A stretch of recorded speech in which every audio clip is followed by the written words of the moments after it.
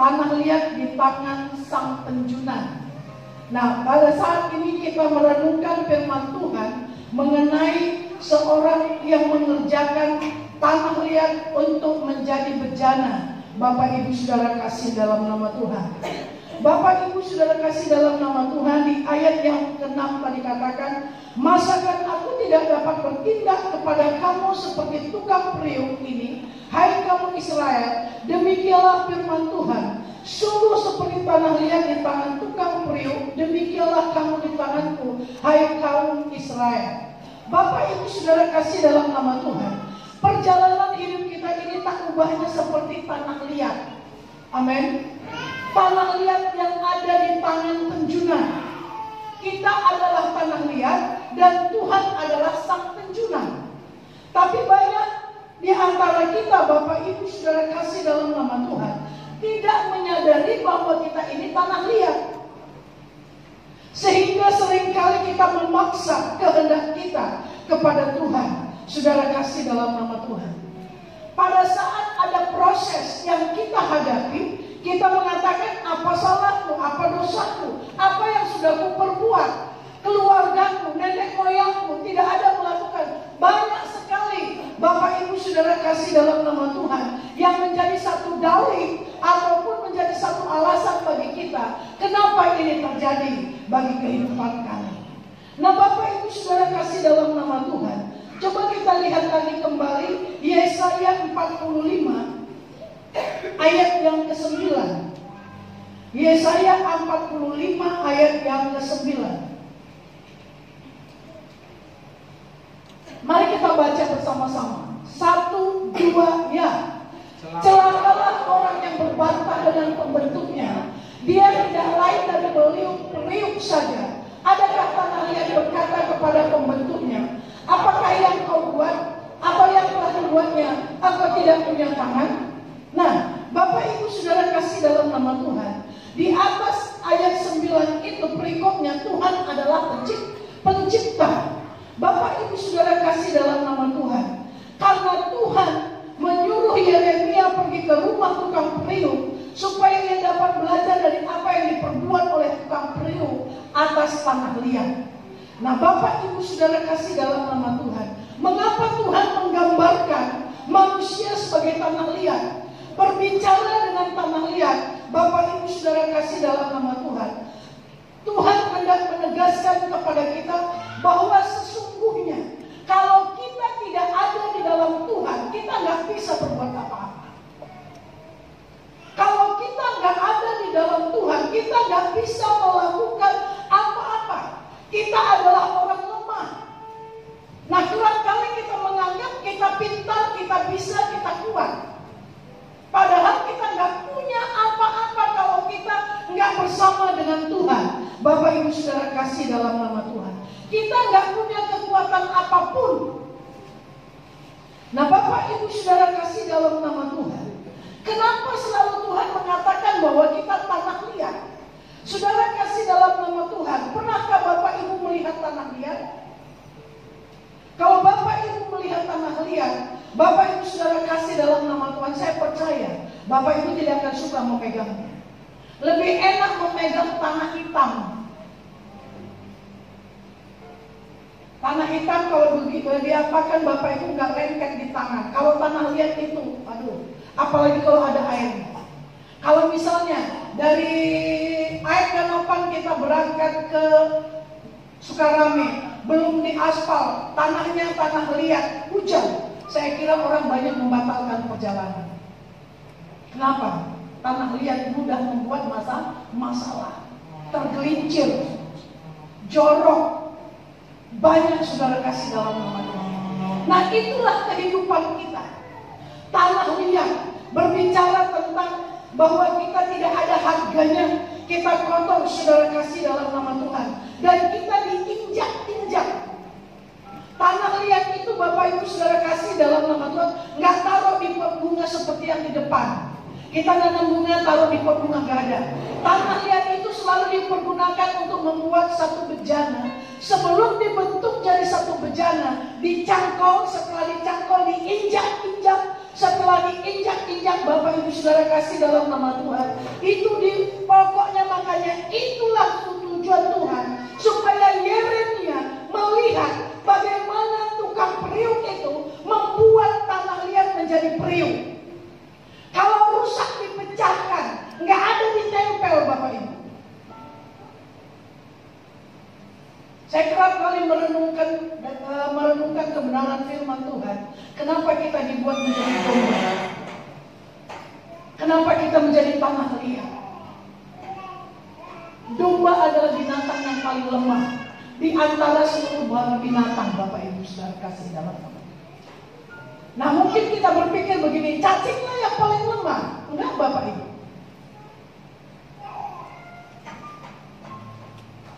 Cacing tanah kalau ketemu tanah dia akan langsung menyusup ke dalam tanah bersembunyi. Nah, kalau domba, Bapak Ibu Saudara kasih dalam nama Tuhan, di mana gembalanya dia akan di situ.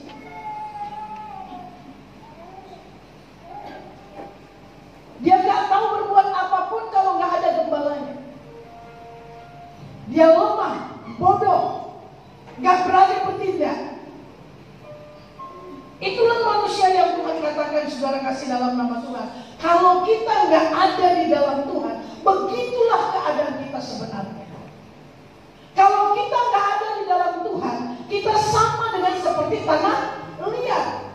Tapi lihat Bapak Ibu Saudara kasih dalam nama Tuhan, Mazmur 113. Mazmur 113. Mazmur 113 ayat yang ke-7. Tanah liat yang berasal dari debu, yang kotor, yang tidak punya apa-apa tadi Bapak Ibu tidak dihargai, diinjak-injak.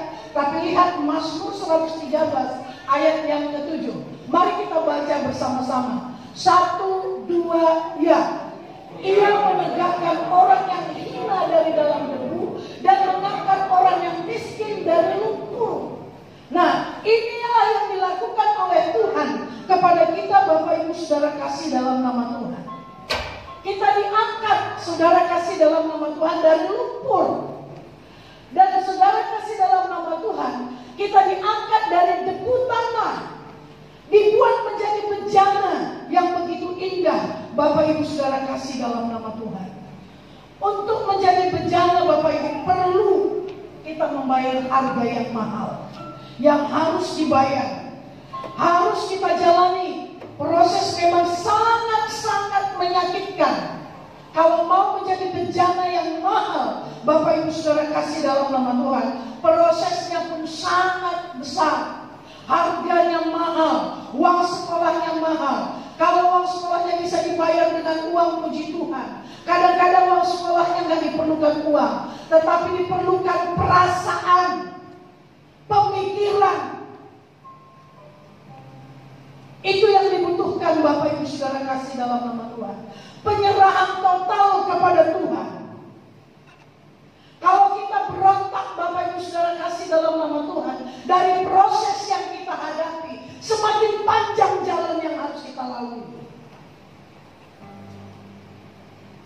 Kita harus keluh seperti domba, dibawa ke dalam pembantaian dan dikuliti, dipangkas bulunya. Kita harus seperti itu, diam, tidak berbicara di dalam setiap proses yang sedang kita hadapi.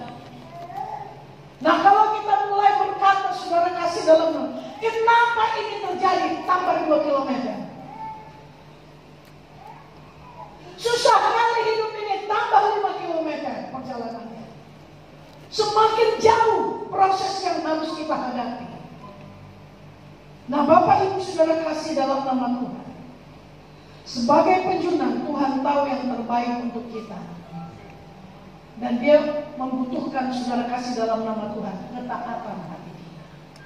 Nah, Bapak Ibu Saudara kasih dalam nama Tuhan, ada seorang hamba Tuhan di antara para rasul yang begitu taat dan setia kepada Tuhan. Tetapi keberhasilannya dia menganggap itu tidak apa-apa, saudara. Mari kita buka saudara kasih dalam nama Tuhan di 1 Korintus.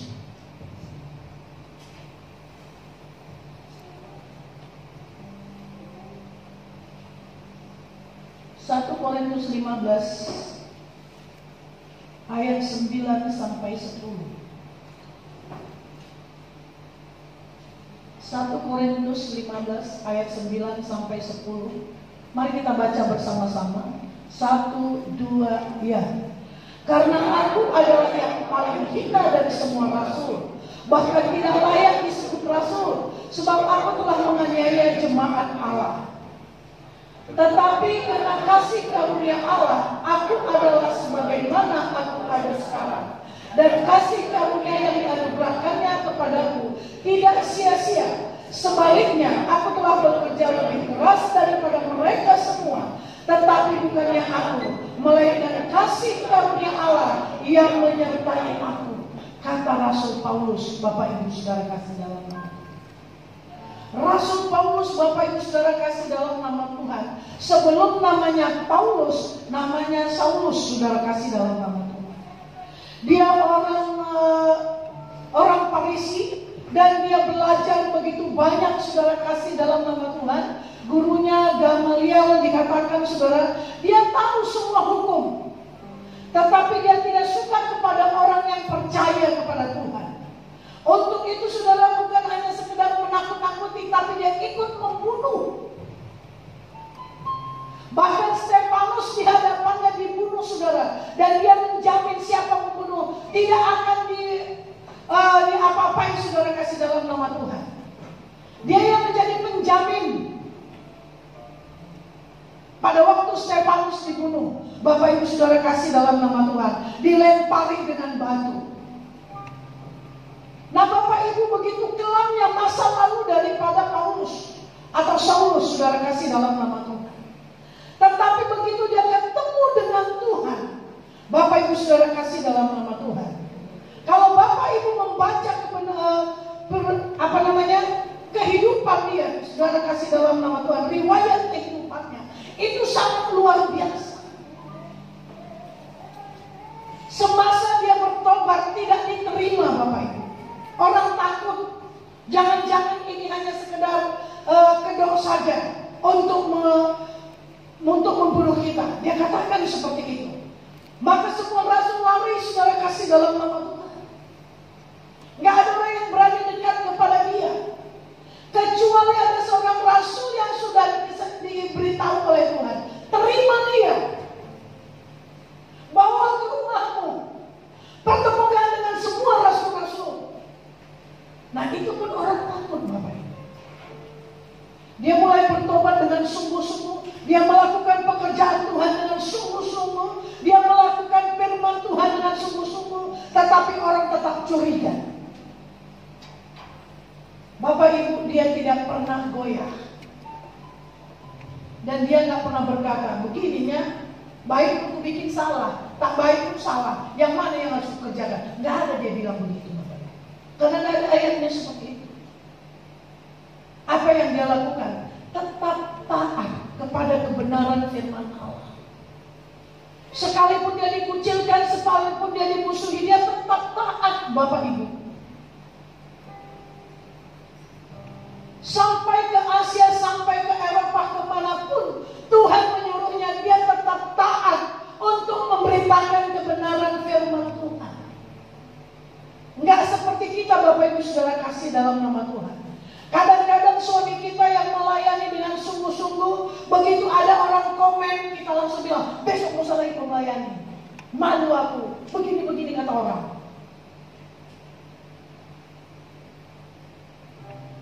Gak usah kau dulu terus melayani di situ. Apa pun dibilang ibu gembala itu gak usah kau pikirkan. Soalnya banyak orang yang selalu iri dan begini, begitu. Hampir suaminya pun mentah. Nah, Bapak Ibu Saudara kasih dalam nama Tuhan, Paulus tidak lakukan seperti itu. Jangankan untuk difitnah orang, Bapak Ibu, 3 hari terlunta-lunta ada di tengah lautan pun tidak membuat surut pelayanannya kemanapun Tuhan utus.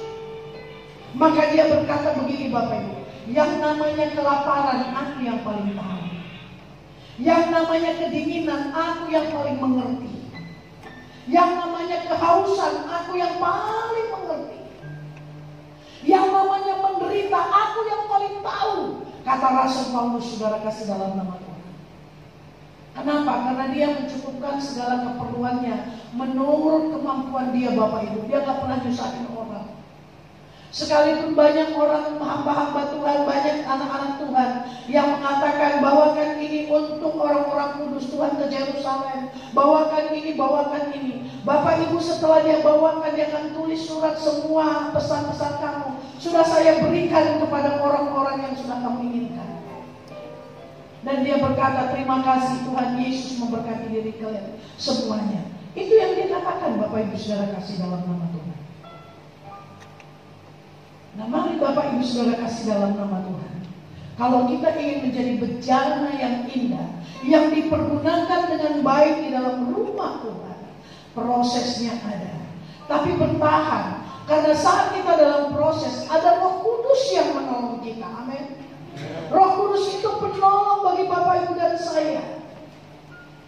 Saudara kasih dalam nama Tuhan, tanah liat yang dibentuk oleh Sang Penjunan ada dua. Saudara kasih dalam nama Tuhan. Satu ada maksud untuk mulia, dan yang satu lagi Bapak Ibu saudara kasih dalam nama Tuhan, hanya sekedar untuk dipajang saja. Pilih mau mana. Kan kita sering kali bilang begini, nggak usah jadi pengerja lah, jadi jemaat biasa-biasa aja. Itu kita bejana yang apa Bapak Ibu? Yang dibentuk dengan bejana untuk apa? Hanya sekedar untuk merame-ramekan kan? Tapi kalau kita mau menjadi bejana yang sangat berguna di rumah Tuhan, Bapak Ibu saudara kasih dalam dibentuk itu sangat luar biasa. Harus ada uang sekolahnya, harus ada korbannya, dan itu harus kita lalui Bapak Ibu saudara kasih dalam nama Tuhan. Nah, Bapak Ibu saudara kasih dalam nama Tuhan, bukankah bangsa Israel yang ada di tanah Mesir, yang ditindas oleh bangsa Mesir, menangis, menjerit, berseru sampai kedengaran kepada Tuhan. Nah, setelah didengar oleh Tuhan, maka Tuhan mulai mencari siapa yang bisa dipakai untuk menolong umat pilihanmu. Nah, didapatilah Musa, Bapak Ibu saudara kasih dalam nama Tuhan. Musa, Harun, dan Maryam. Nah, Bapak Ibu saudara kasih dalam nama Tuhan, mereka menjerit, menangis, padahal Bapak Ibu, Musa itu adalah anak angkat daripada yang ada di kerajaan daripada Firaun itu Bapak Ibu, putri Firaun. Nah, tetapi karena begitu kasihnya kepada bangsa umat pilihan Tuhan yang selalu Tuhan taruhkan di dalam hatinya, dia rela meninggalkan kemaharajaannya sudah. Dia rela meninggalkan jabatannya sebagai anak daripada putri Firaun.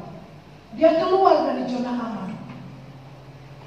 Bahkan pernah terjadi perselisihan di antara bangsa Mesir dengan bangsa Israel, saudara kasih dalam nama Tuhan. Dia bunuh dan dia kubur. Nah, besoknya ada pertengkaran antara bangsa Israel dengan bangsa Israel. Bangsa Israel yang ditolong itu apa ya dia bilang? Apakah engkau menjadi hakim di tengah kami? Apakah engkau juga mau membunuh aku seperti yang semalam? Apa yang terjadi? Musa menjadi ketakutan dan lari. Bapak Ibu saudara kasih dalam nama. Dia lari, dia tinggalkan kerajaan. Bapak Ibu, dia bukan lari ke satu kota ke kota yang lain, tapi dia menjadi gembala. Ada di padang belantara. Bapak Ibu saudara kasih dalam nama. Proses begitu panjang menjadi bejana Bapak Ibu. Bangsa Israel yang dipanggil keluar, banyak proses yang dihadapi. Sampai di luar, Tuhan berkata, kalau orang ini sampai ke tanah Kanaan dalam waktu yang dekat, maka mereka akan berkata, dengan kekuatanku lah aku bisa sampai. Nah, maka Tuhan mulai membawa mereka dari padang gurun, saudara. 40 tahun lamanya. Semua yang keluar dari tanah Mesir, bangsa Israel, yang pertama yang bisa yang masuk ke tanah Kanaan hanya Kaleb dan Yosua. dan yang lahir di tengah-tengah padang gurun. Semuanya yang keluar dari tanah Mesir tinggal di mana Bapak Ibu? Mati di padang gurun. Karena apa? Karena tidak taat. Pemeliharaan Tuhan sempurna. Pada waktu siang ada tiang awan, pada waktu malam ada tiang api, pada waktu makan ada mana, pada waktu mereka berseru aku bosan makan mana, ada daging yang Tuhan beri. Tetapi karena mana pun mereka bisa mati, karena daging pun mereka bisa mati. Artinya Bapak Ibu Saudara kasih dalam nama Tuhan. Karena berkat Tuhan yang banyak pun kepada kita, kita bisa mati rohani kita. Kenapa? Karena lupa kepada Tuhan. Kita nggak mengerti bahwa kita adalah tanah liat. Kita menganggap kita mampu, kita bisa, kita siap, kita mampu Bapak Ibu Saudara kasih dalam nama Tuhan.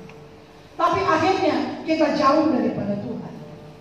Bapak Ibu Saudara kasih dalam nama Tuhan. Kalau seperti ini kehidupan kita Bapak Ibu Saudara kasih dalam nama Tuhan, maka kita kerap kali Bapak Ibu Saudara kasih dalam nama Tuhan, tidak ada lagi kedamaian di dalam hati kita. Kalau kita mau mulai memberontak, bersungguh-sungguh, mengeluh dan tidak taat, Bapak Ibu, tidak ada ketenangan, tidak ada kedamaian, tidak ada keberhasilan. Jadi mari kita datang kepada Tuhan. Mari kita taat dengan proses yang sedang berlangsung. Bapak Ibu Saudara kasih dalam nama Tuhan.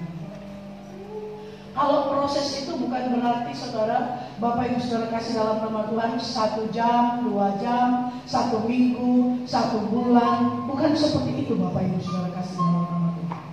Dalam waktu proses berjalan mungkin bisa bertahun-tahun, tapi hasilnya itu memuaskan, mendapat keselamatan, mahkota kehidupan.